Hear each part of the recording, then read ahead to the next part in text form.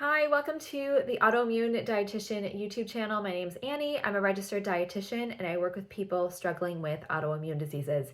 In my work with my clients, I help them use both food and lifestyle as a way to improve their symptoms and hopefully help them feel better.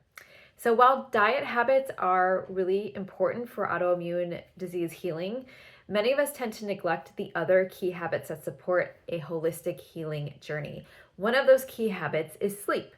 So thankfully, there's been a lot more emphasis on the importance of sleep, but I find that a lot of my clients still struggle with it. So today I'll cover a few key sleep habits that can really help improve your sleep quality and duration. Before I jump in, I just need to attach my usual disclaimer to this video that the information in today's talk is not the substitute for the diagnosis, treatment, or care of disease by a medical provider. This is for informational purposes only. Please consult your qualified health professional for any changes you make to your medical care. Okay, so before I jump into sleep habits, let's first touch on why sleep is so important.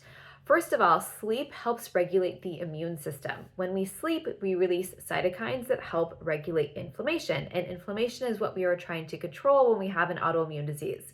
Sleep also supports the production of immune cells like T cells that prevent against infections. Second, sleep can alter pain perception. So getting a good night's sleep can actually increase our tolerance to pain. Sleep is also really good for our mental health and stress resilience. And lastly, sleep protects against developing other chronic diseases that we are hopefully trying to avoid. So for my recommended sleep habits, the first one is getting a regular sleep schedule. So for people who have trouble sleeping, this habit is an absolute must. When you go to bed and wake up at the same time every day, your body learns this routine, and it will eventually make sleep a lot easier and better. It also helps regulate your circadian rhythm, which is your body's natural sleep-wake cycle.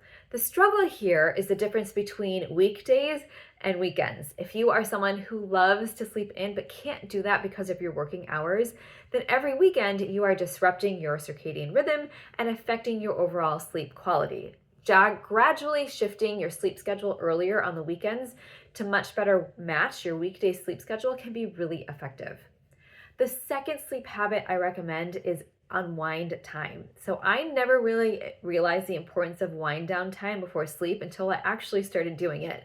And it made a huge difference. So many of us are up at night working, responding to emails, or catching up on everything we neglected during the day. Staying mentally alert or being active right before bedtime can really affect your sleep quality. So it's really hard for your body to shift from 100% mental stimulation to sleep. So here's where a pre-sleep or wind down routine can help. This is a 1 to 2 hour chunk before bedtime that signals your brain and your body that it is time to transition to sleep.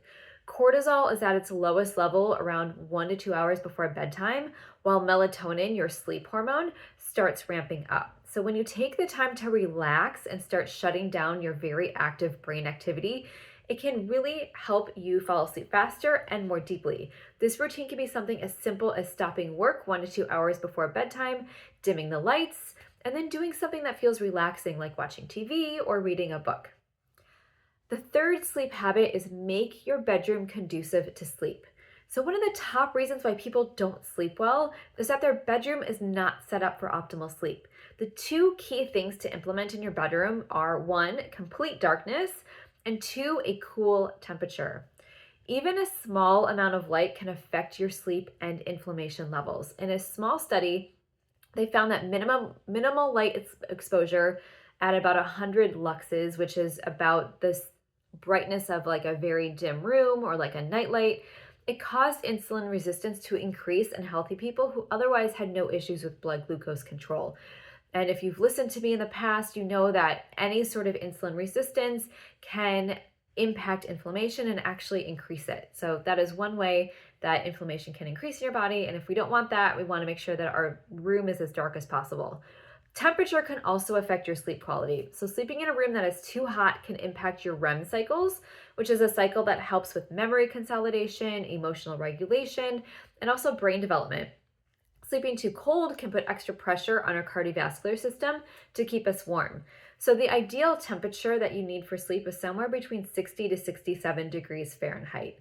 And again, if you don't have a dark bedroom, you want to either invest in blackout shades, and if that's not possible, find a tight-fitting eye mask or something that you know will block the light. My room is actually very dark. I have blackout shades, but I also wear a eye mask because, there are lights from, the hallway and my phone and other things that I just don't anticipate. So I want my sleep to be as dark as possible with no light penetrating my eyelids at all.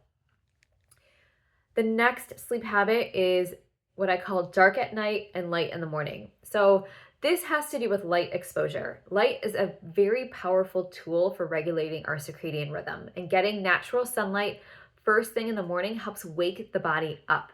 Natural light suppresses melatonin production and helps cortisol stay elevated through those first morning hours to keep you awake and alert. So ideally, you want to get outside within the first hour of waking up and without sunglasses on. And this takes 5-10 minutes. It doesn't take that long, but you just want to get your face in natural light. The flip side of light can also help us fall asleep. So as I already stated, dimming the lights before bedtime can help prepare your body for sleep. And if you're someone who likes to wind down with a screen, invest in blue light blocking glasses to protect your melatonin production. So again, you want to be dark at night and then light in the morning. So just to recap today, we focused on key sleep habits. I think these are really essential to get better sleep and to, again, help your autoimmune disease symptoms. Once I started focusing on sleep and made it a priority, my inflammation went down dramatically. So if you need more help managing your inflammation, your autoimmune disease, I would love to chat with you. I offer free 15-minute discovery calls to learn about your goals and to see if we can work together. If you go to my YouTube profile, there should be a link there to schedule a free discovery call. They last about 15 to 20 minutes. If you can't find it there, my website, AnnieRubin.com, you'll be able to find that link there as well. While you are on my website, you can check out lots of great free downloadable materials. I've got a very extensive blog. I put out a lot of information just to help you live better with your autoimmune disease. Lastly, if you enjoyed this video, please hit the subscribe button. I put these out about every week. Again, just trying to give you lots of information to help you be an advocate for your own health and improve your symptoms the best that you can. So thank you for joining me, and I will see you next time.